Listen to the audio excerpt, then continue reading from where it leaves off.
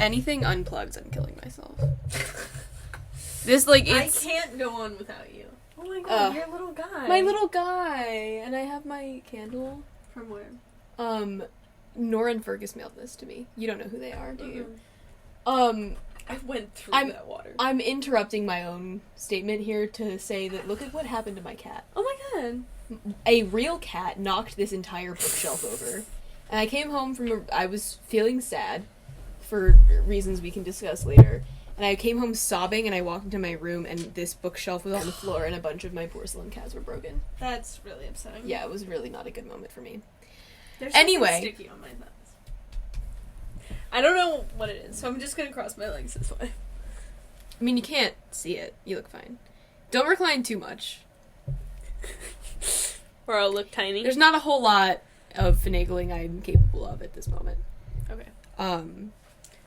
I should get this up. Hold on, I have to do my intro. So if you had anything real to say, hold it until my intro's done. I didn't. Okay. I don't get to see the screen? No. It's part of it. It keeps me in the position of God King. Right. Okay. As goes with the higher chair. Which, I wish it went lower, but it doesn't. It's okay. I'll get over it. Okay. Whatever. Welcome back to another episode of Runky's Room, the podcast that I, your host Runky, do from my room because where else would I do it? Today is probably, I would say, the most unhinged episode of Runky's Room so far. Each of the episodes has been wildly different in content and somewhat so in tone. But each time I've kind of had like a grip on what was about to happen. Currently, I have no idea what's about to happen. We could go anywhere. And that's why I have brought you on the love of my life, the light of my world, the queen of my heart, Summer Fraughnaugh. Welcome to the room. Would you like to introduce yourself? Yeah. Are there any parameters for what I introduce? You can say anything you want. Okay. I'm gonna do it camp style, because I've been doing a lot of camps. Hi, my name is Summer Fraughnaugh. I'm 18 years old. And, my favorite horse right now is probably Carter. Do you say that at yoga camp in addition to pony camp? No, I just say that at pony camp. At yoga camp, I say, hi, my name is, this is actually an amazing jumping off point for us. Hi, my name is Supriya.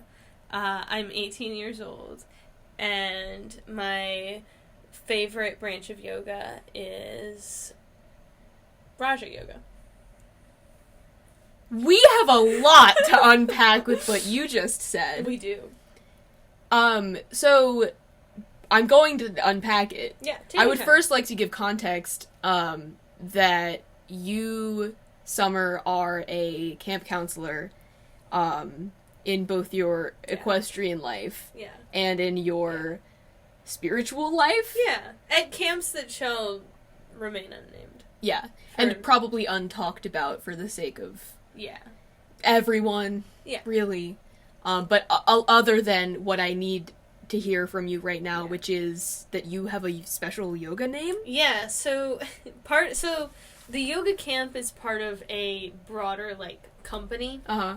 And part of that is that when you've done camp as a kid for X amount of years, you graduate to being a counselor, so the whole thing is, like, kind of run, like, inside this wheel, so you're not, like, really bringing any outside influence into the camp. Mm-hmm. And part of becoming a counselor is that you get a yoga name. Like a nun. Getting a nun name. Yeah, so they're all Sanskrit. And they all have, my teacher, my guru, has, a book that has all of these different Sanskrit names and words and their meanings. Yeah. And when it comes, like, when you're 13 or 14, rising 9th grader, she goes through the book and, like, really thinks about you and how she knows you and picks a yoga name for you. So what's the story of your name? So, my yoga name is Supriya, which, I'm always so embarrassed to say it, which means one who is loved by all. Aw. Why is that embarrassing? That's so sweet. It feels like such a, like, oh, look at me, everyone loves me? Yeah. Yeah, but they do, so. and there's another name, this person named Mira, which is, like, a person who makes song. Aww. And the person who we were both kind of indicted at the same time, got the name Kavasin, which means, like, one with, like, strong armor, because, like, part of his, like, struggle was, like, learning to, like, really reinforce boundaries and all that stuff. And so, like, the names are, like, there's kind of, like, something you grow into. Right. And you have to, like, explore, like, how that came to be. That is so cool. Every time you talk about anything yoga related, it's like a whole introductory chapter to the Book of Summer that I didn't get to read. Yeah. And then I open to a random page and I'm like, she has another name. Yeah. Which I also have another name. People, I think, have exclusively been calling me Runky on this podcast, and it's kind of a, like... Okay. Although, Greta slipped a few times, I noticed. Okay. But I think to continue the bit, we're just gonna pretend like that's... Who you are. Who I am. In case you need to go on the lam. Right. But because, like, basically all of my socials and, like, everything that's associated with the Runky's Room brand is, like Runky. This is Runky. Like... Yeah. And I, in a very real sense, I am. Yeah. So it isn't a problem. I get it. Just as, in a very real sense, you are so much more than Summer. We do not need to be defined by one singular name. Yeah. We can have multiple names. We can have multiple names in multiple contexts. Yeah. Wow. Okay. I'm gonna forge a segue here that I'm not sure is really gonna work, but I'm gonna do my best. Okay. We've mentioned your capacity as yoga camp counselor. Mm-hmm. When you and I, so, I mean, a lot of spiritual practices involve the story of a journey. Yeah. Whether that be the Eightfold Path. That's not right. In Buddhism. Oh, it's just a path. Okay. Yeah. That, or if it's, like, Christ wandering the desert, or, like... Moses leading his people out of Egypt. Yeah. The story of a journey is a very important symbolic thing in many religions, and you and I have been we've been on many journeys together, but today I wanted to talk to you about one of them. And it can be more than one. Yeah. But we've just done a lot of traveling together, and we've done a lot of thinking about traveling together and philosophizing about traveling. Yeah, we have. And it's a conversation that I think the world needs to hear. So I wanna talk a little bit about the journey through the desert, through the trenches, through the Red Sea, perhaps to the desert, to enlightenment, to nirvana, or away from all of those things, depending on how you look at it. That you and I went on together, which was our 3,500-mile road trip to San Antonio, Texas, and back. Would you like to talk about how that came to be, and, like, the origin story of that trip? So sometimes Runky is just overwhelmed by, like, profound needs and urges. And lately, like, the most recent one, which I don't know if it's been sated, is, like, pretty much almost every time we've been together since coming back from San Antonio has been a conversation at least once about, I need to walk into the ocean. Like, I need to go to the water. And for whatever reason, I guess the stress of our subsequent journey through academia and history. Yeah. A journey, if you want to hear more about that journey, please go to episode 6, or for hints of it, go to whatever episode the one with Greta Schoep is, because we went on a physical journey, like traveling together. We also went on an academic journey. A metaphysical journey that I talk about a lot on the podcast and other episodes. So if you want to know more about that, go to those episodes, but that's what she's referring to. There was a psychotic break that happened. Yes. Where the escape needed to be going to the Alamo. Yeah. Which I really honestly can't remember where it came from, but I think it was, we had like a jokey conversation with some friends that had to do with remembering something. Yeah. And someone made a Remember the Alamo joke. And someone then was like, okay, but, like, let's be real. Like, does anyone really know what the Alamo is? And we were all like, no. And we were like, no, let's Google it. And then we Googled it, and we were like, this is, in a, how do I explain? I was like, this is really funny in a very serious way. Mm. In a very, it's not actually funny, but, like, to me, in this moment of raw, unhinged terror and stress, the story of the Alamo is calling to me in a way that is comic and gorgeous. Yeah. I have to go. Yeah. So there came forth this urge with a need that is seemingly, and like, I don't mean this, but this is like the funniest way to describe it. Mm-hmm. This Runky would not shut up about it. No. And I eventually got to the point where I was like, okay, well, are we gonna do it or not? Are you gonna man up and are we gonna do it or not?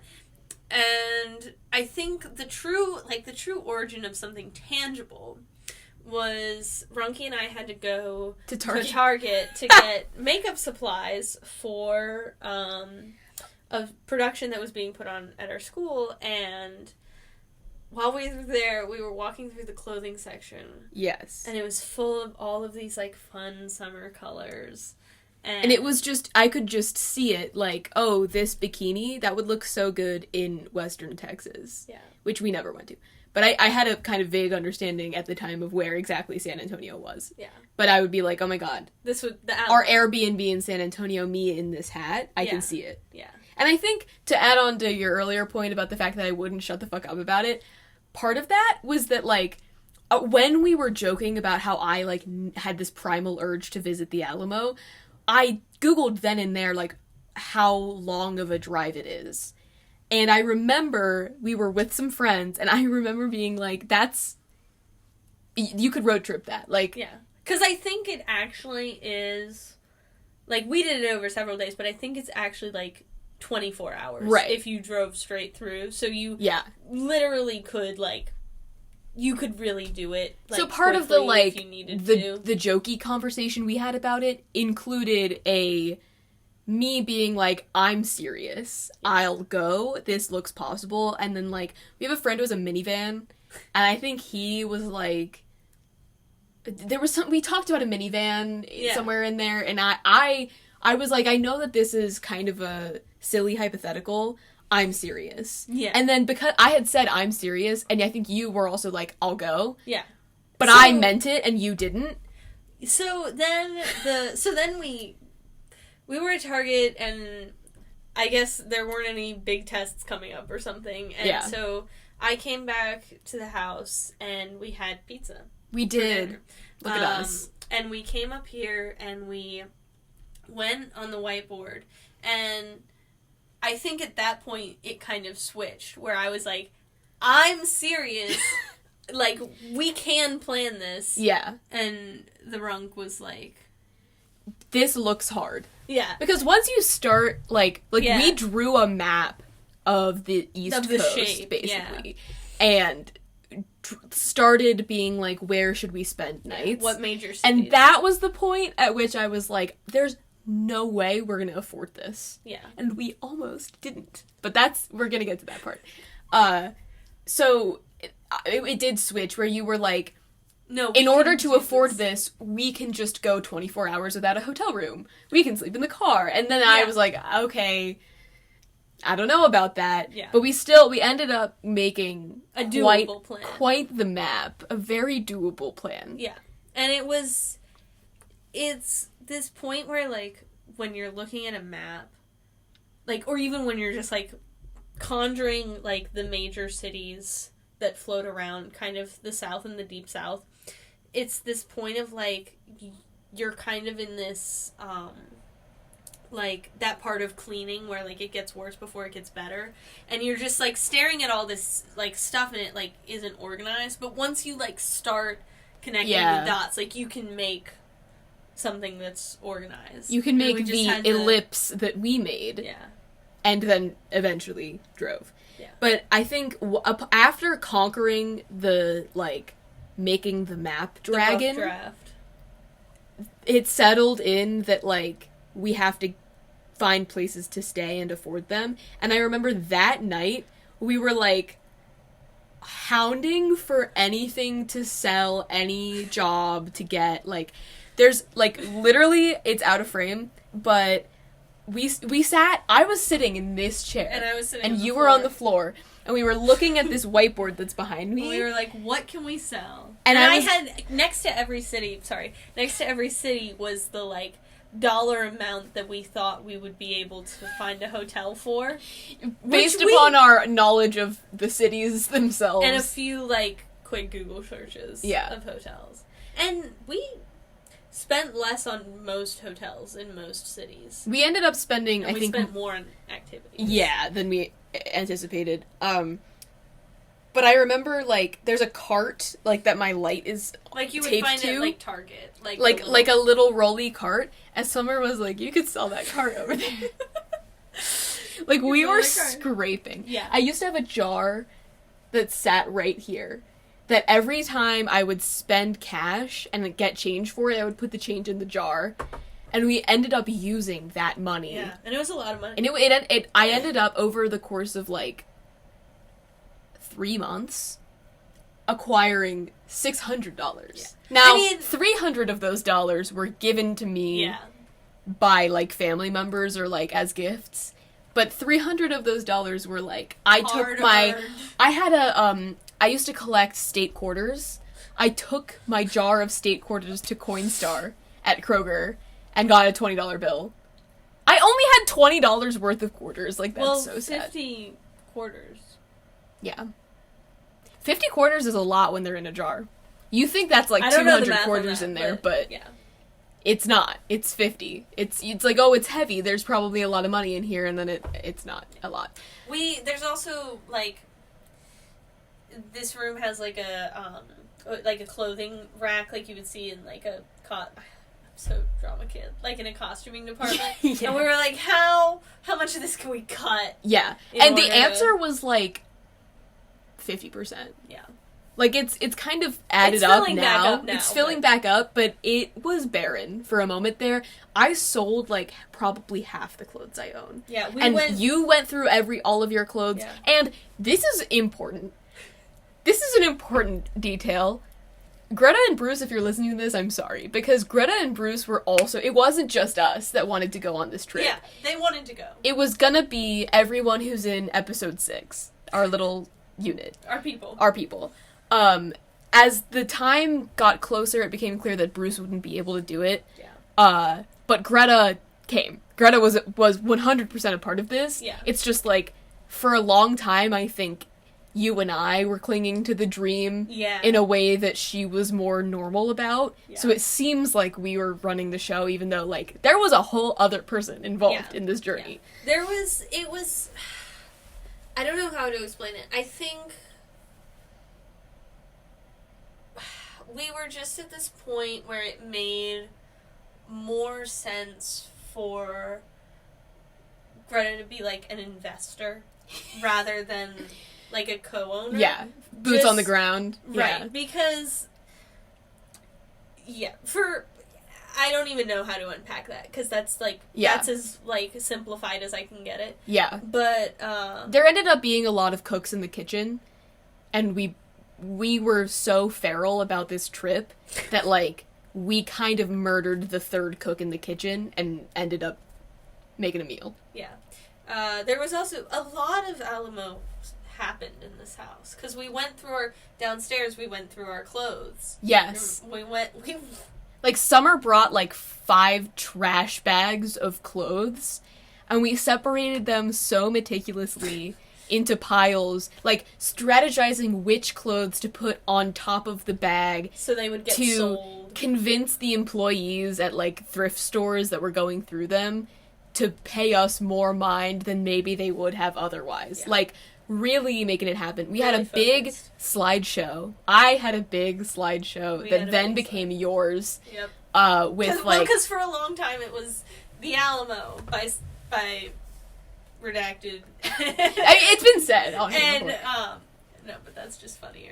Okay. And Summer, and there was, like, 5 blank, and then one day I was running from some other demons, and I was like, this is all I'm gonna do. I need to make this my bitch. We kind of... So, we had spent so many hours trying to do school-related things, like winning a national competition. Again, go see episode 6 for more on that. That once that was over, we, like, needed a new way to not be doing schoolwork in our classes. And the new way was the Alamo slideshow, booking hotels, calculating how much we could afford to pay in gas every day, soliciting quasi-strangers to use their car for 9 days. And I think, like, I think it was really at this moment. Like, Nationals ends that weekend, and, like, week and a half passes. And then this slideshow kind of became my life at that point. Yeah. And they're, like, me huddled, like, sitting up on a ledge in our senior commons, like, working on this with, like, gusto. Like, it became something that was, like, moving through me. It felt like, oh my god, I'm about to make a Summer level connection. Summer is known for her ability to make references that are, like, so out of the blue. I'm about to do that. In sophomore year, we read a short story about the atomic bomb in Hiroshima. I know exactly what you're talking We about. were in the same English class. Okay. I know And exactly. it was called The Right or something. Spelled which way? R-I-T-E. Or like it was. Because it was something like that. Because it was yeah. all about I know how, what you're like, the protagonist, who was a survivor of a the woman, atomic bomb, couldn't process her grief until she had done some kind of intangible act of, like rite of passage in order to, like, overcome her grief. And the whole tragedy of the story is that, like, there really is no such thing, and she's gonna have to live with this sense of unfinished business for the rest of her life. Yeah. Horrible, horrible, sad tragedy. Yeah. I felt I think that we were also we held on to so much, like, high school and competition related trauma that we couldn't process and get over until we had done this trip. Yeah. Like, this trip was our rite of passage, I think. Because there was a night, I'm jumping ahead, I'm fast forwarding, but there was a night, either a night on our trip or in the days shortly after, where we had, like, our first real conversation about what the competition had been like. Yeah. I think it was on the trip. I think so too. And it was like we had been through something we were finally able to, like, so intense and emotional and intimate together, and then, like, it ended, and it's like I think we were maybe in shock about it, or we were, like, processing everything we had been through internally in a way that was just impossible to unpack collectively. Yeah. And so all of that, like, energy and intensity we channeled into this stupid fucking road trip to the Alamo. Yeah. And that was why we had a lot of doubters, a lot of haters. A lot of haters. A lot of haters who we... Not like haters, but people who were so convinced of our failure that they couldn't be described as anything other than having hate for the idea. Right. Like, who were concerned for our safety. Yeah, loving people who were concerned. But they were like, you are 3 young women going on a road trip alone in one car, and you have very little money. Like, that's a totally valid thing to be concerned about. But we were all, like, we needed it because of this, like, we needed to get over everything, and we needed to be done, and we needed to, like, go on this odyssey. Yeah. And we couldn't articulate that to people. Like, it's hard to have people be like, what if you die and get mugged?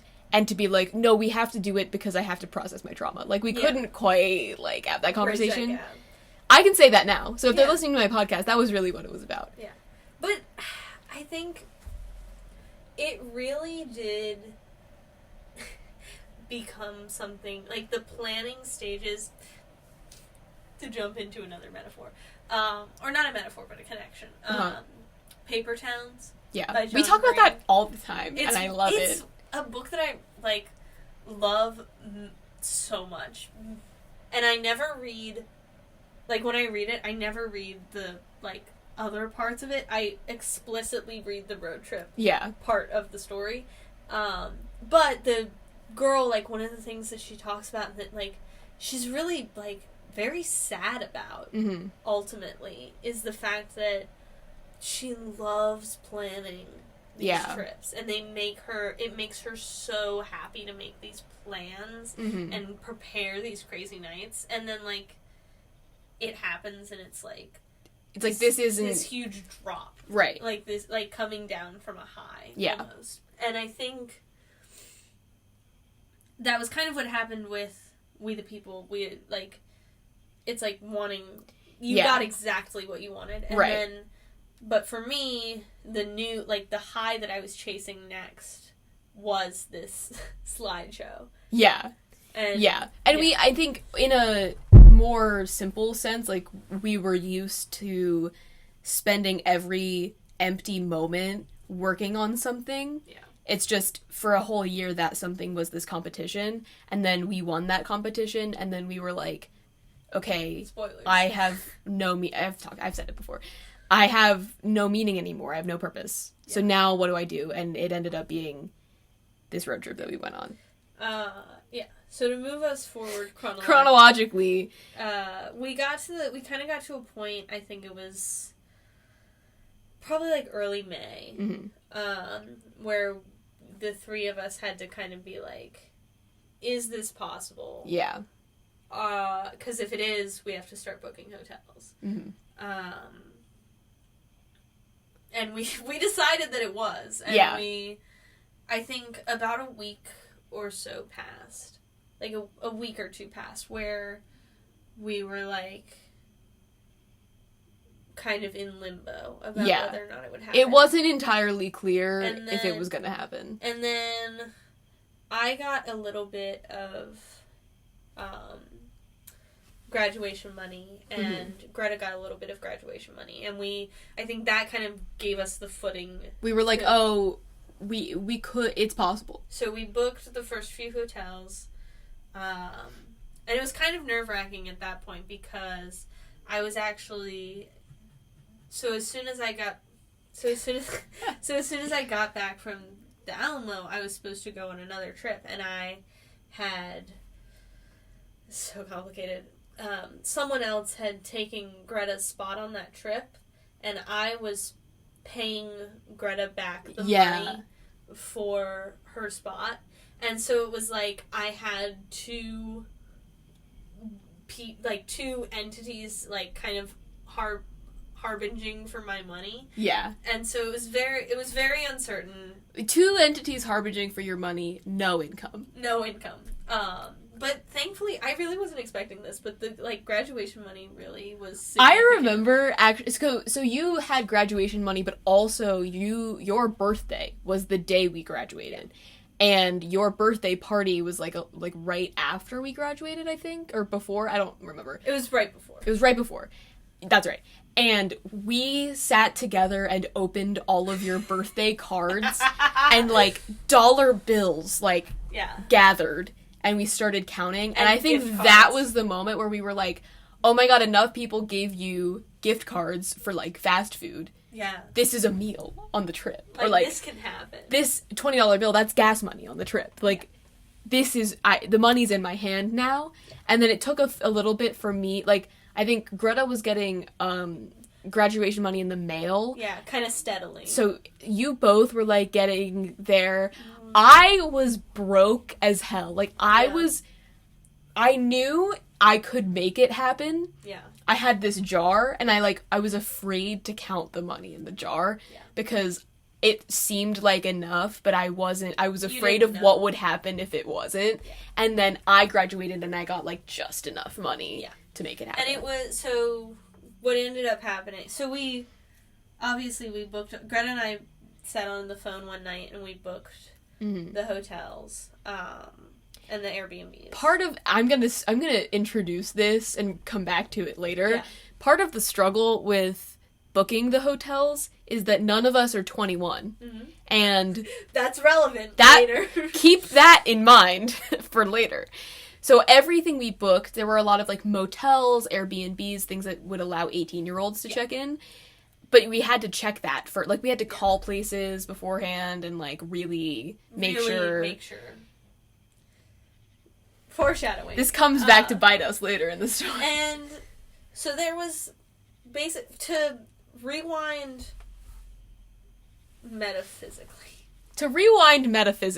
Because it's not chronologically, really. I had basically planned before we booked anything, I guess whatever, had planned our stops with some of the Airbnbs, but I had planned a lot of them thinking that we were going to be taking 4 people. Mm-hmm. And right when we kind of got to that, when we found out Bruce wasn't going to be able to go, and then we kind of got to that week where it was like, okay, we need to start booking things. And I checked almost all of the Airbnb bookings again, and I found out that there were many more options cheaper for 3 people. Mm-hmm. And so that was a huge relief because we were able to switch up some of our spots for cheaper and holding less people. Yeah, some of which, I will get to that. Yeah. Traveling hack, if you have 3 people, say you have 2. Pretend that there are 2 of you, because that saved us a lot. And I'm sure there's somebody who has, like, a hospitality podcast. Yeah. Like, we know, and it's like, I'm sure you do know, but you also have given no indication that you care. Right. So, yeah. There's, like... If they wanted to stop us, they could have. Yeah. But no one ever did. We made it through. So, we graduated on a Friday. We got in the car, left, started driving. On a Tuesday. At 8 a.m. Greta Shope pulled up, sugar-free Red Bull in hand, ready to go. Ice in the cooler. Yep. We had actually met up, like, the day before and packed the car because 3 people, 1 car, 9 days was tight. It was tight. So we each had... But we made it happen. It work. We did. Work. I also was... So, like, I think you were the mastermind of the logistical, like, we have a big suitcase for your clothes for the second half of the trip and clothes that you might not end up wearing. Like raincoats, thicker sweaters, that kind of stuff. You have a backpack with your clothes for, like, immediate, soon... that you're going to bring into the accommodation. Undergarments. Toiletries. T-shirts, that kind of thing. And then we had, like, bins in... Like, I sat in the back. I mean, we kind of rotated around who drove, and obviously, but, like, I was in the back. Like, I loved being back there. So, in the other seat in the back, we had snacks. We kept a cooler in the trunk. We had a little, like, hanging organizer of activities. That we flipped. We also had... So you were the mastermind of the organization. Yeah. I was the mastermind of making sure we didn't want to kill ourselves by being in a beige vehicle for 9 days. So I bought 2 of these squares of fake grass boxwood branches, and I tied them with ribbon to the back of the driver's seat. Because I was worried that we weren't gonna be around enough green to, like, be sane. Because we're from Virginia, it's so green. Yeah. But, like, what if we get to Texas and it's so dry and barren that we hate ourselves and we feel gross. We also brought a this ended up being a lifesaver, a essential oil diffuser. It's still over. It broke. That doesn't surprise me because we worked it to death, but. We bought a little cactus essential oil diffuser. so that we didn't have, like, stale car air or, like, gross motel air. Like, we were really trying to craft a vibe that wasn't miserable. Yeah. And I'd say we succeeded. Sorry, I'm like, there's a wolf that's here. Uh-huh. There's a wolf that's like... There's a wolf that's here? Where? We need, there's like 2 episodes. There's the Alamo episode and there's like the, summer episode. Because I have zero faith that we could ever cover the Alamo in less than an hour. We've talked for 35 minutes and we haven't even left Virginia yet. It's up to you. Would you like to talk about the Alamo, or would you like to talk about No, summer? I love talking about the Alamo. It's up to you. No, we should finish what we started. Okay, we'll finish what we started.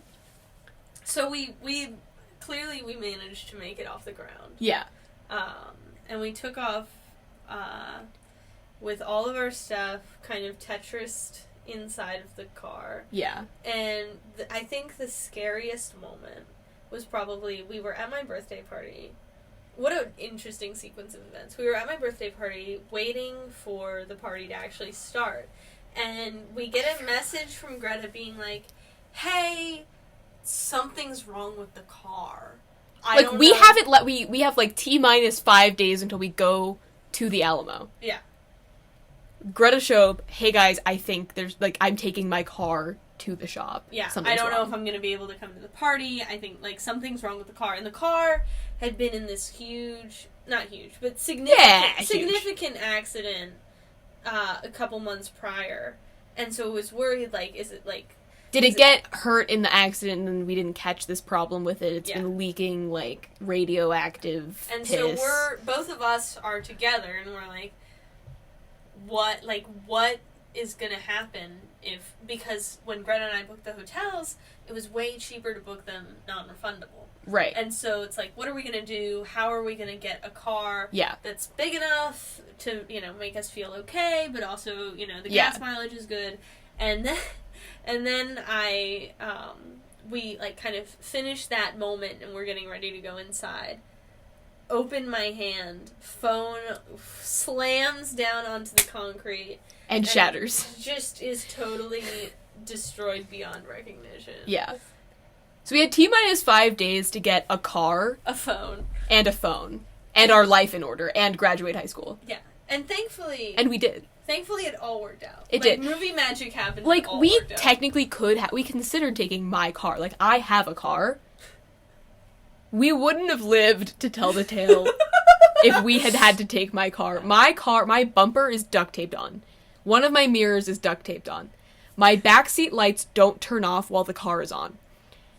I've had my check engine light and a tire pressure light on, and an inspection now message on for literally as long as I can remember, and I've gotten it inspected and nothing happens, nothing changes. They can't turn it off. So, yeah. So we couldn't take my car, and we didn't have to. Thankfully, it all works out in the end. And we take off on Tuesday, and I think that those first, 4 or 5 hours really were, at least until the Alamo, probably some of our best hours conversationally. Yeah. We really got it all out in, that's not true, because I think me, you, and Greta are, we could talk about anything forever. Yeah. But I'm just saying that was some of our most But we really were, we were on it. We had a lot to take care of. Because we'd been kind of... It's so funny. Our names are kind of far apart alphabetically. Uh-huh. So we had been, very separated on the day of our graduation. Yeah. And, the party had really not... it was kind of a bigger party, so, wasn't really for us. Yeah. And so we'd just been apart for, we had been through tiny things bit. together, but, we weren't really processing them together, so we had a lot to, unpack, and we were finally, in the car on the road, doing the thing. Yeah, we had time. We unpacked it. Yeah. So that night we made it to... Atlanta. Which was, retrospectively, I didn't really have any expectations about Atlanta, because I knew kind of outer city Atlanta from visiting my stepfather's family. And so retrospectively, it kind of dawned on me that, like, that was kind of a sketchy thing to do. But we did it, and we stayed in a Motel 6 that smelled like cat piss. Yeah. In a way that was hard to describe. Like, not like normal cat piss, but like cat piss that makes you think, does my cat have a thing problem going on? Like, yeah. I think and we went to Topgolf, which was really fun. We did. We used a Topgolf gift card yep. to have free Topgolf. Yeah. Which was really which we needed. And they had it was so perfect because they had half off on Tuesdays. And we happened to be there on a Tuesday. Yeah. And so we had a really fun night that night. I'm trying to make sure I hit the highlights. We explored Atlanta a little bit, but not too much. We ended up being pretty tired. And it was getting dark. It was getting dark, and we were in downtown Atlanta. Yeah. So we were only there for a night, but I think we got in, got out. It was cute. It was sweet. It was whatever.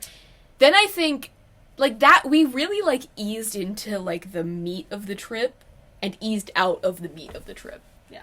Because once we hit New Orleans, we were in the meat. Yeah. The night, so we spent a full day in New Orleans. Yeah. So it was night, day, night, leave. Yeah. The next day.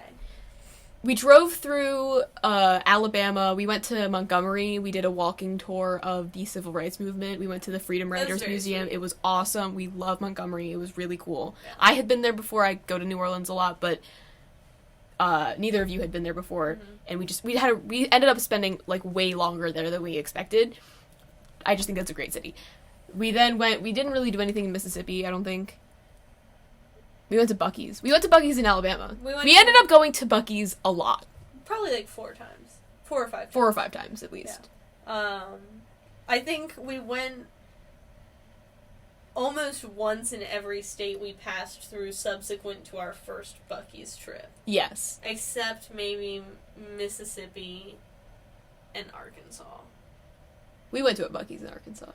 Right. Anyway, so we just moseyed through Mississippi. We got to New Orleans, and this is when we had to employ some strategy because we stayed in a hostel, mm-hmm. which was probably one of the I would say, it was really top cool. 3 coolest places we stayed. Yeah. And India House Hostel, I'm just gonna say it.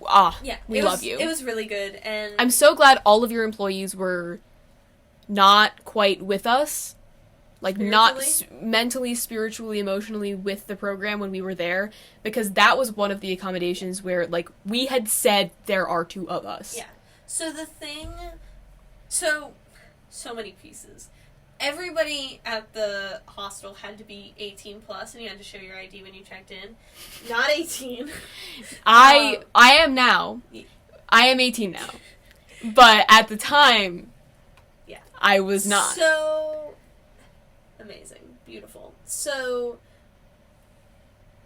basically the setup of the hostel was, when I was looking on the website, you could have a room, a bed in a room with other people on other beds, kind of like the true hostel experience. Like a dorm. Or you could have what we had, which was a dorm situation, oh, yeah. which was a bed in a room surrounded by other beds in rooms. And that was more expensive than many beds in one room. But we had to do it because we were smuggling a child into the hostel. That it would not have been possible to do it, and it wasn't cost effective to have 3 beds in one room as opposed to a little room for ourselves, which ended up being really nice. We had our own bathroom also. But this is when we coined the term zebraing. Because this was something we ended up having to do multiple times. Yeah. So, because of us having a private room, the person who was manning the desk had to, guide us to our room. Mm-hmm. Just myself and Greta. Yeah. And then gave a tour, gave a little speech, and then we had to, rotate out who was bringing unpacking stuff from the car to the room so that there were only ever 2 people moving through the space. And I guess if you've been watching, you've seen that Greta has blonde curly hair. Yeah. But we could be sisters. Bitches, so we under the right green haze. Yes. Did not look that dissimilar. No, and I think we even, like... We had similar clothes on. We both had We white were both hats. wearing hats. Yeah, White we both hats. put on white baseball caps so that we, like, could... If we weren't looking at the guy, like, we could kind of You pass could as totally each other. pass. And we ended up staying there 2 nights, had a great time. They had a pool. I had, like, a spiritual moment really good. in that pool, being like, look at me, I'm in my prime, I'm traveling. I made it to the water. I'm in the water, this has been a goal of mine for a minute now, I'm finally floating. Yeah. We've done the thing. It was really good. We also, I think there was a sign about not bringing food into the rooms, and we definitely Which we did. totally did, yeah.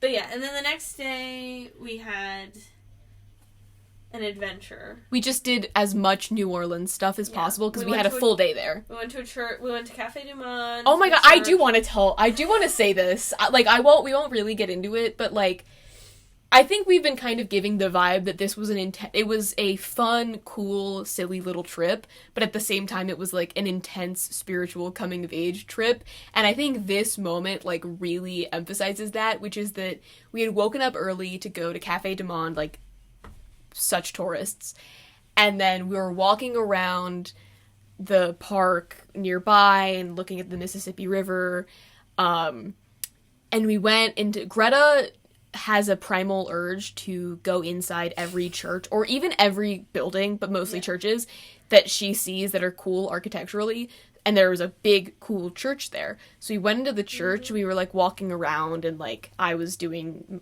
a good Christian and lighting candles, and I remember you sitting in a pew, head down, and I was like, what is she going through? Yeah. And I went up to you, and you were just, like, just sobbing, crying. So I have. You don't have to get into why. No, it's okay. But... This is a good. We're gonna segue. Okay. This really could be 2 episodes. We might not even make it to San Antonio before the first hour. Honestly, we don't have... I could leave it at San Antonio and just never explain the rest of the trip and be fine. But, like, I have an illness, like, a disease that moves through my life with such passion. Yeah. And as we left, and it's so silly because I can't even remember it now, but as we left the trip, I brought my computer specifically with the intention of doing some, like, college money paperwork that had to get done. Mm-hmm. And I just could not, for the life of me, like, figure it out. And... Because it's complicated. But, like, that had kind of been following me the entire day prior.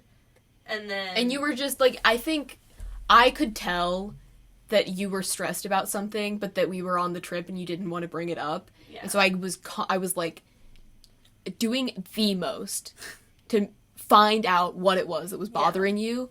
And it ended up, like, when we talked about it, it wasn't even anything I said. It was just, we were in the church. Like, we went into this church and... Yeah. Because it had been resolved prior to us being in the church. But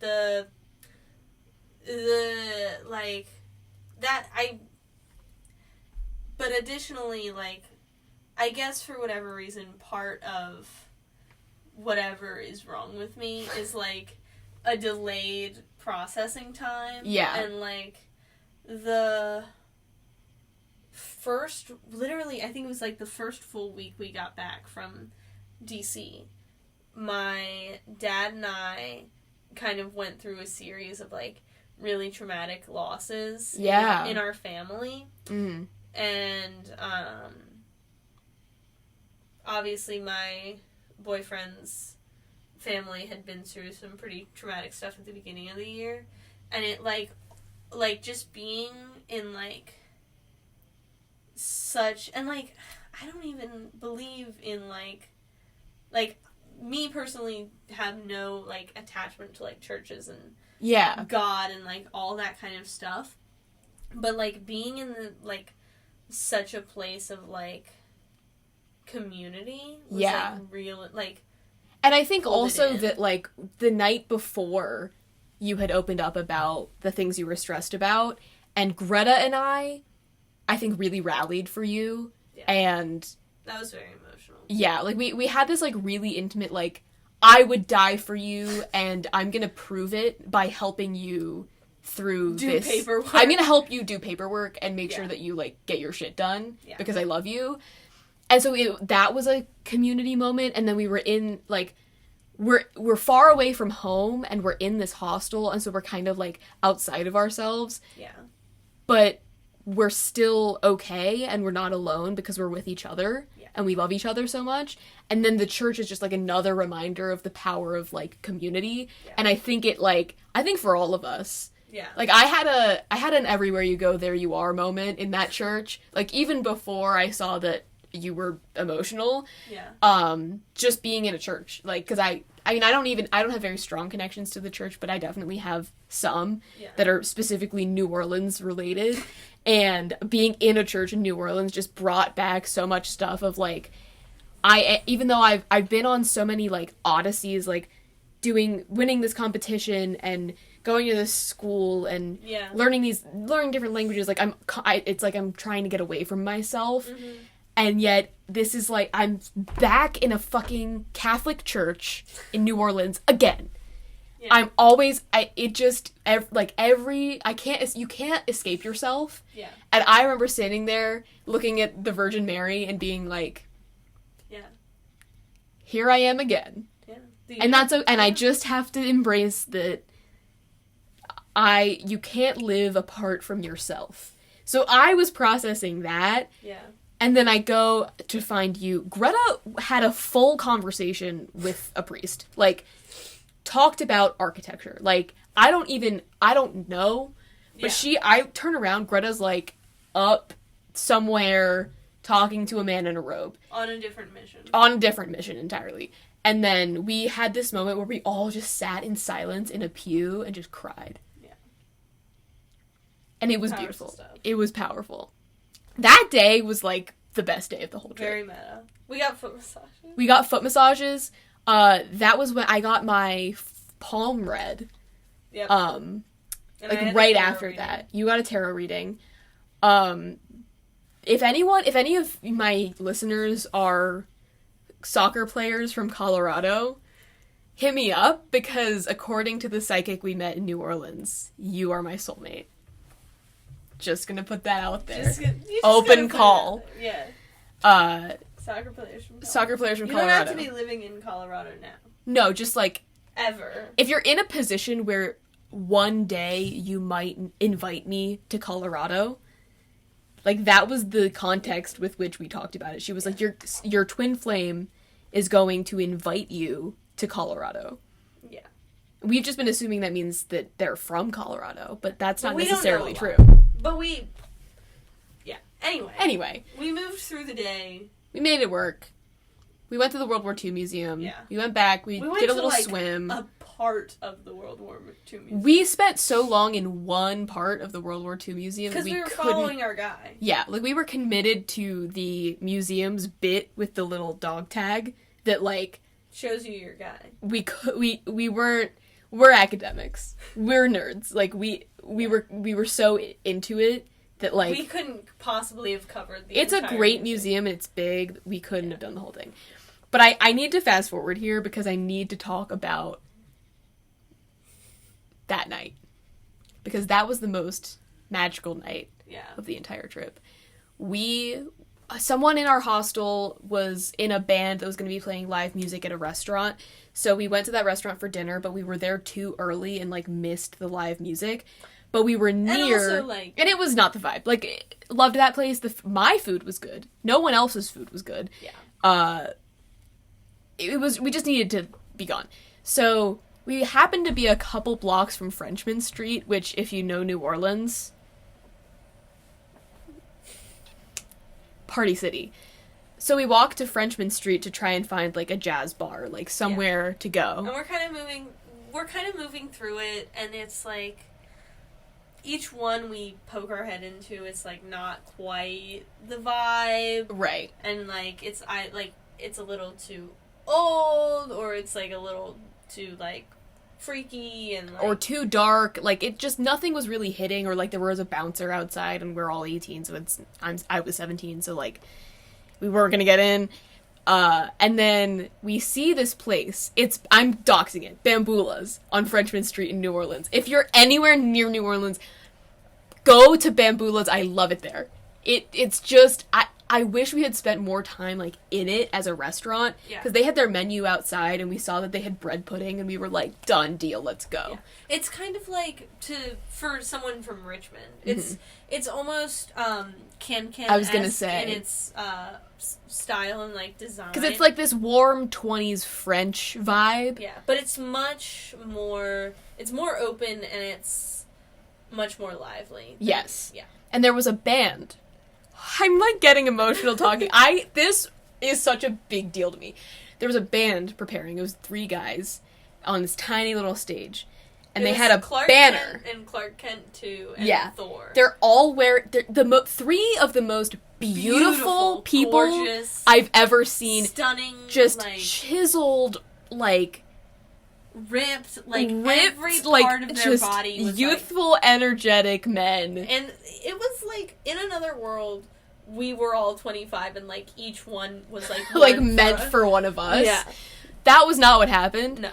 But they're all wearing suits.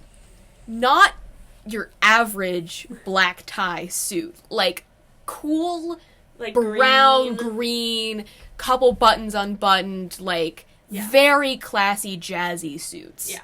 They looked super jazz. So good. And they were sound checking, and they had a banner up behind them saying that they are the Wolf John's Blues Band.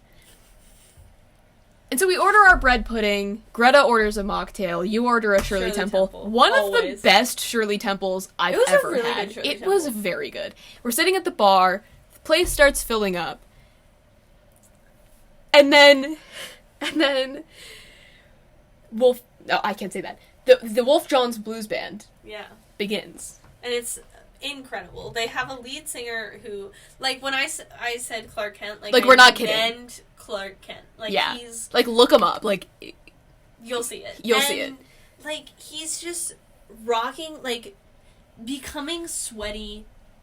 Like, so quickly from the ferocity of his, like... Yeah. Just the intensity and passion with which he sings his jazzy blues. Their guitar player he's got this long, no, he was a bass player, I think. I don't remember. Yeah, long, flowy... It was guitar and the singing, and then the drums, and then the bass. Yeah. And he's got this long, like, curly, flowy hair and a mustache. It's gorgeous. It's gorgeous. The most beautiful thing. And he's just shredding. Like, Jimi Hendrix fucking... Laying it down. The drummer... So skilled. They were just like, so good. Not even, like... There were solos, but there was moments during the song, like, everything is going, and the drummer's just, like, tossing the stick up and catching it. Like, not like, even, doesn't like, need to put... Like, he's putting so much passion into it, but passion and effort are two different things because he doesn't need to try. Like, they were so fucking good. And the sun is setting, and, like, it's getting dark, I'm eating my bread pudding, losing my mind over Wolf John's Blues Band. I'm going insane. Heart thumping out of my chest, just losing it. Yeah. And then the most magical thing happens, which we're enjoying the show, like, living it up. Yeah. But then a bouncer comes, and we're already in there, so he didn't talk to us, but he starts, like, checking people's IDs at the door, and we were, like, glad we got here early. People are standing outside the place looking in. Yeah. And between songs, the lead singer... Or, like, middle song. Yeah, like, they're still kind of, like... Riffing a little bit, but he starts going around with a jar or something. It was like a big paint can. Yeah. A big old empty paint can. Asking for donations. And we, as we've established, were broke. Like, living out of a jar on this road trip. No bigger than this. Smaller than. We did not have a lot of money. We gave them, like, what we could scrounge. Like $1 or like, $2. Probably $1 or $2. Looked into this man's... I had this, like... I was like, he's near me right now, and he has just changed my life in ways that I'm going to be trying to unpack for years by showing me what art can be and what performance can do. And I need to communicate this to this man in the fleeting moment that I have right now as I hand him $1. And the words that that came out of my mouth were, I love you. Which sums it up. Which was perfectly adequate, I would say. And it's loud as hell in there, so I actually went, I love you! But like 40 times that loud. Yeah. And he looks at me. I think he said thank you at first, and then, like, kind of turned away as if to carry on, doubles back, and says, I love you too. Life-changing moment for the rest. I've never been the same. Because, and it wasn't in a, like, he's a sexy rock star and I'm in love with him way.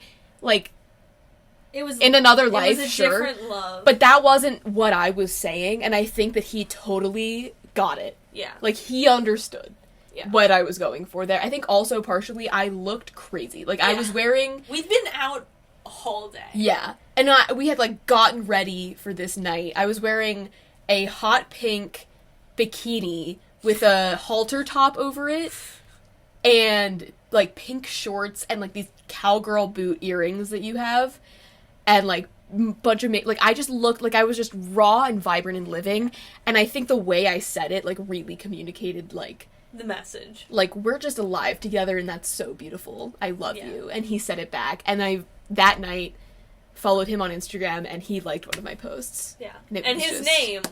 So that guy that went around, he is Wolf Johns. But Wolf is his middle name. Would you like to reveal the truth? Oh, goodness.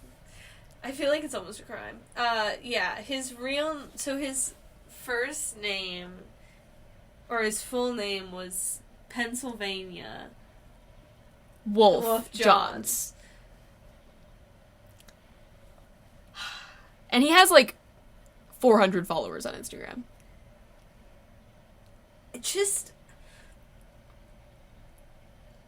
First of all, if you're an expecting parent, don't do that. Yeah. But I want to know the story of, like, why. Yeah. But he introduces himself on stage as Wolf Johns. Yeah. Like, so, I think he's dissociated from the Pennsylvania. Yeah, I don't know why he keeps it in his Instagram, but... Maybe, yeah, but we can speculate. But, like, don't do that. It worked out for this one guy. Because he lived up to it. Yeah. He got the name Pennsylvania Wolf Johns, and he was like, how can I make this work? Yeah. And he did. He made it work. Yeah. I love him. Yeah. He means a lot to me. Yeah. I don't even want to tell the rest of the story about the Alamo. Like, we can do it in another episode. I just want to, I can't. That's all I have. But not, like, for the episode, just, like... Story-wise? Well, I feel like New Orleans is a good place to... Yeah. To, like, finish the chapter, because it was a very spiritual place for us, which keeps in theme. Yeah. I love it there. I almost moved there, instead of going to college. Still might, but... Not, like, this year, but eventually. Like, I just love it there. And I think Wolf Johns gave us something that we were needing. Like, we've been talking about this trip and about, like, what it meant for us to go on it. And I think a lot of it has to do with the idea that we were always putting a lot of ourselves into something. Yeah. And one of the things that we really tried to eliminate in our academia and our, like, competition prep was, like, this, like, spontaneity, or we tried to, like, make it so that it would be very difficult for us to be in a place where we didn't know where we were. And then in our planning for the Alamo, like, we had to really talk to ourselves about, like, things are going to happen that we don't have planned. And I think Wolf Johns was, like, kind of the first moment where we were like, things do happen that we don't plan, and they can and be isn't really, that really wonderful? good. Yeah, exactly. And so it's not just that the trip was like, it was our way of coping with not having a goal-oriented purpose in the immediate future anymore, but it was also like a lesson in letting go and finding the balance between being in control of what happens to you in your own life and accepting that the will of the universe is stronger than we will ever be and often benevolent. Yeah. And, like, that is just something you have to, like, relinquish and accept. And it was just the jazziest man I've ever seen. Very jazzy. Showing me that, like, made it sink in.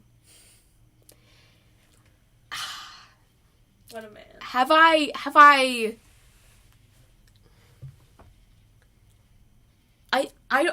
carried that with me since returning from this trip? I don't know. Because I kind of came back from the trip and was like, it happened again, where, like, now the thing is over. Yeah. And I think both of you had to sit with that much more deeply than I did, because you just kept going. The reason the Alamo took place where it did in our summer was because I had so many other obligations, shit lined up. Yeah. Because it was Jesus Christ, it was graduation, the Alamo, beach week, and then 2 weeks of pony camp, and then a week of yoga camp, and then 1 week to pack for Scotland. And then Scotland, and now we're here. And then... And here is another 2 weeks of yoga camp. Yep. And then we're going to move into college. And then a week to pack and move into college. Yeah. So do you think you're really just giving yourself no time to... Process? Yeah. Respectable, I have to say. Thank you. This is kind of how my summers go. Like, this is not atypical for me. Mm-hmm. Just because, like, pony camp and yoga camp and, like, my, like, family beach week, like, it just usually ends up being this way anyway. So it's not, like, unusual. And also, like, having moments of dedicated rest and restore yourself time is, I think, a very healthy practice. That being said, life is so unpredictable that I think it's also a valuable skill to be able to process what you go through while also going through new things. Yeah. Like, to the extent that you can handle it. Yeah. Right. We should all kind of be trying to, like, unpack and live at the same time. Because who knows what'll happen the week that you decide I'm gonna, like, lay down and rest for a week. Like, maybe a meteor will burn your house to the ground, and you just have to be ready to, like, be okay anyway without bottling up all of your feelings and thoughts and emotions. Yeah. You have to keep it fluid. Yeah. Yeah. So, I mean, I don't know. When I was a kid, I really resented my summers being like this. Yeah. But now I think it's, like, something I'm much more content with, because it's, like, you don't end up in this place where you're, like, routineless. Yeah. And you kind of, like, get caught off guard by the school year. Yeah. So it, like, it keeps the ball bouncing. Yeah. Or dribbling, I guess. Every summer and every break, really, I always, like, I either get sick because I'm, like, coming off the high and the rush of being busy and I get sick, or I have some kind of, like, big mental, emotional release because being out of routine throws me off so hard, and having a moment to rest, like, this is something I'm working on a lot now, is, like, finding a way to rest without losing my mind, because every time I try it, I get so antsy, or I feel so unproductive that, like, I just get really, like, emotionally unstable and antsy and crazy. And so now I'm trying to find ways to do things that are restful and restorative and help me compartmentalize the things I've been through that aren't just giving myself a week of nothing. Yeah. Because sometimes that backfires. And I end up just not getting anywhere. Not that you can get anywhere ever, but still. Yeah. Not being fluid. Yeah. So maybe I should try to just, like, the ideal summer for me is, like, the summer that you've had of just nonstop going. Yeah. Well, it has its pros and cons. Yeah. I think something about, like, working a job that is every day of the week. Yeah. Like, working something like a camp or, like, a real, like, like a 9 to 5, like yeah. An internship or Not something anything like my job, which if you want to hear more about what my job is, go to episode 1. I guess you've already listened to it if you're listening chronologically, but if you haven't, go to episode 1 where I talk about my job as a stagehand. Anyway, keep going. It, like, makes you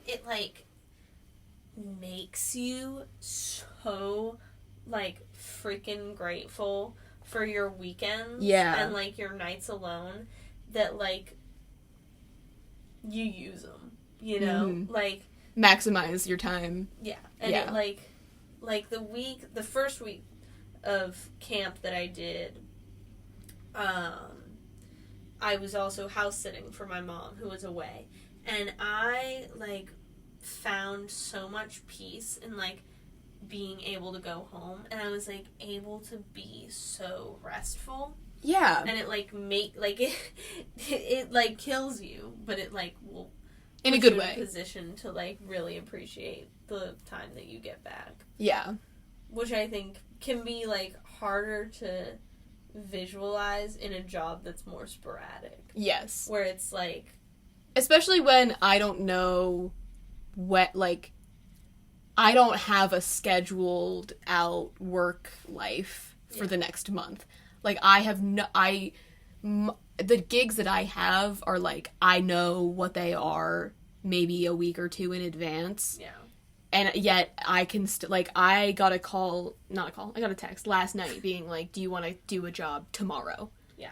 And if I wasn't doing anything today, I could have been like, yes, and gone to work. And it disrupts your ability to have any semblance of routine. Yeah. And I think in some ways it does make me appreciate rest, because if I have a full day of just nothing and I've gotten back from my night shift ass job before and I'm physically tired, I'm like, this is glorious. I can luxuriate in my bed for 24 hours. Right.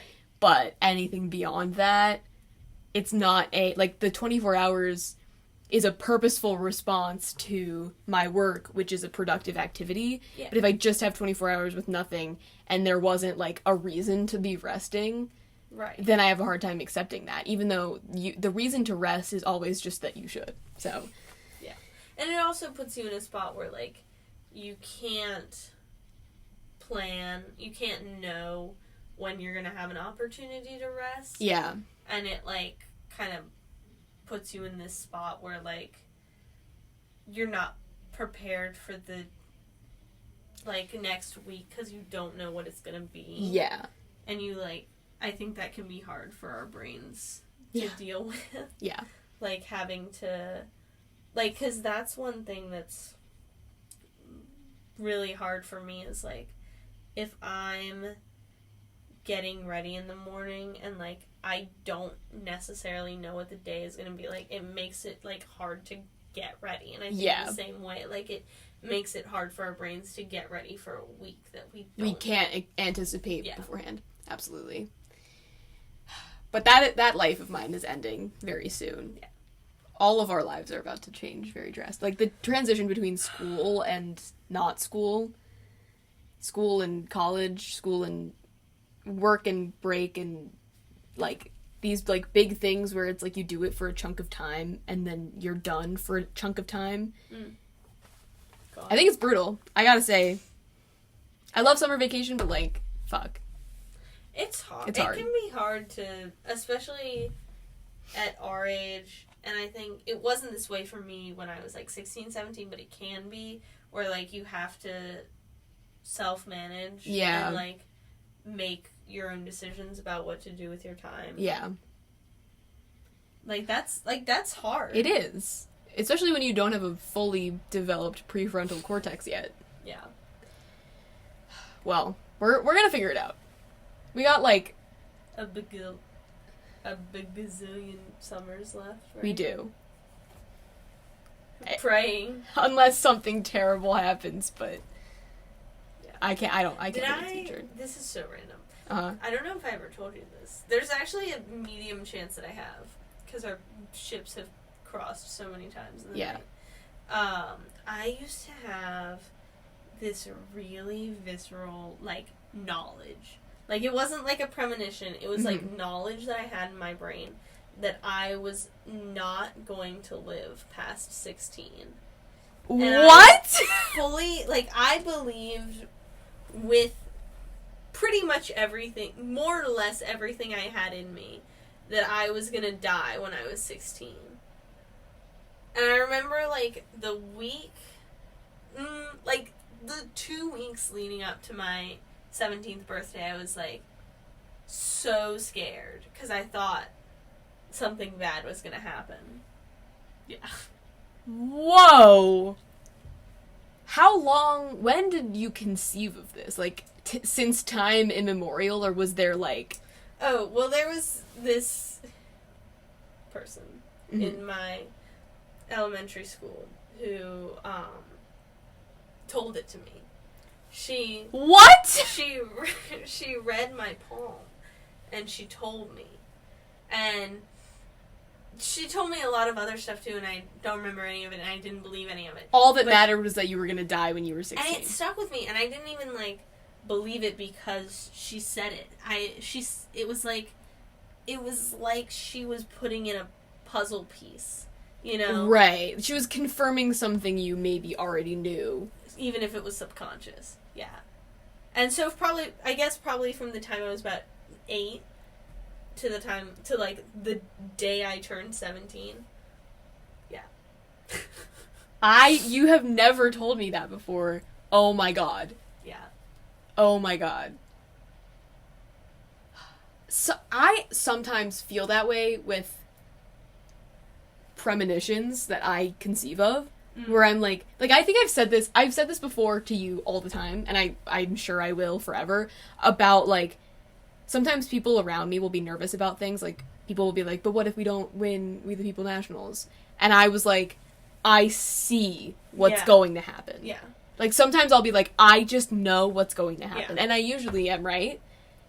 Sorry, I'm just having, like, there's 2 things that I want to address, and I hope that I address them in the right order. Okay. I'm thinking about you us sitting for probably what felt like 140 hours in this fucking auditorium. I know, Greta brought this up on her episode, too. We didn't really unpack it. I think I'm waiting. I don't know when I'm gonna unpack it. Probably when it's all 4 of us. We're all waiting to find out the results. And okay. Miss Thing went through this literary triangle of, like, coming to terms with hyping us up so hard that, like, we were gonna win and, like, it was gonna be okay. That was one of those moments where I was like, I see what's going to happen. We are at the statewide competition and we are going to win. But then coming down so hard into this, like, valley of, I am okay. If we get second place, that is okay. Like that. Yeah. Like, really coming into that in such a, like, almost desperate, like... Yeah. Like, clinging on to what I had left. Which was acceptance. I went through... We were in the auditorium waiting for the results. We went through the 5 stages of grief probably 20 times. Yes. We waited for 2.5 hours? It was longer than that. It was, like 4 hours. No, it wasn't. We waited for an hour. We waited for, like, 45 minutes to an hour before, like, the thing was supposed to start. Oh, yeah. And then the clock started ticking. I would say it was 3.5 2.5 to 3 more hours. Yeah. But because there had been a scoring malfunction. Like, somebody messed up a spreadsheet, and it took 3.5 hours to solve that problem. And in that time that we were waiting for the score, I went through something. Yeah. I think it was the only time ever that our coach asked me if I was okay. Because I leaned against the wall and was, like, pale and sweaty. Because it wasn't just about, like, being okay with losing. It was, like, deeply unpacking how I understand the value of myself and what I love about myself and my relationship with success and because I was also going through a lot with college decisions at the time. Yeah. Because I had been on, we're just getting into it. I was on the wait list at a school at an Ivy League. And there was a lot of pressure on me to be an Ivy League level student. But I had committed to the University of Pittsburgh, which is where I'm going. And it was just, I was in this, like, I was at a crossroads of, like, do I want to be the thing that everyone wants me to be? Or do I want to live my life for myself? Do you want to be just a guy? Right. Yeah. Like, do I just want to enjoy the gift of life? Yeah. And I, like, literally unpacked... Yeah. All of that. Because it was like a bottle episode. It was like, what? No, seriously. It was like, what else? Yeah. Like, we are all here, and none of us were, like, willing to, like, walk. Like, we sat there. Like, when I say we sat there for, like, 3 hours, like, we were sat. Like, sitting down. Like, it wasn't, like, social hours started as soon as they were like, it's gonna be a minute, because we were so scared to, like, move up and, like, be unprofessional, because we, like, thought it could, you know... Any minute now, they're gonna start. We were on the, like, 75th minute being, like, okay. It's about to happen. Yeah. Yeah. So. And it took a long time. And it didn't, and we sat there for many minutes. And we did win. So we didn't need to unpack everything. We did win. Anyway. But it totally reframed the context in which we won for me. Because it was no longer, like, an axiomatic thing that we were going to win. I had tasted what it was like to think we were not be the best and have to grapple with my value if I was not the best. Yeah. So that was hard. hard. The second thing I want to say is that was the reason that a lot of the actions that I took leading up to my 16th birthday went the way that they did. And, like, the things that I specifically didn't let certain things go because you thought you were going to die. After my 16th birthday, because I thought what I had originally thought was that it was going to be, I was going to die at or before, like, on or shortly after my 16th birthday. And then, like, I turned 16, and it kind of grew into this, like, well, 16 is 365 days. There's plenty of time for something to happen, and I, like, made progress in, like, my life story, but, like, I stayed in stasis for, like, the last 2 months of my 15th year, because I didn't want to, like, have to, like, unpack so many, like, new identities. You didn't want to, like, open a chapter and then die without finishing the chapter. Yeah. Oh my god. Okay. We could talk forever. It has been enough time, and if I don't move all of these podcast episodes onto a hard drive soon, my Mac is going to explode. So I don't doubt it. Is there anything, I've been asking all of my guests, is there anything you would like to leave my viewers, the Gunkies, with? Any wisdom, any shout-outs, anything you could possibly want to say that you haven't said yet? I have so many little nuggets. You get to pick 2. 2 nuggets? 2 nuggets. The universe has already written the poem you were planning on writing. Whoa! Okay, alright. Wow.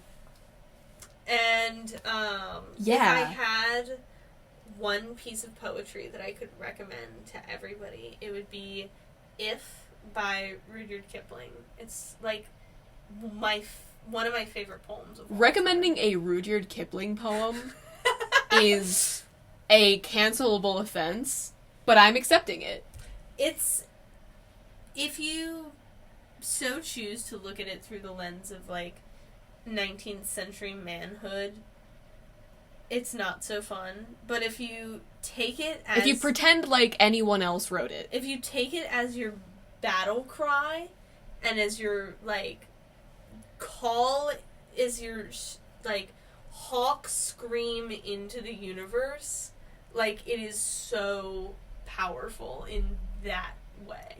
Especially as a woman. Okay, I'm gonna read this poem. Thank Yeah. you for the recommendation. You're welcome.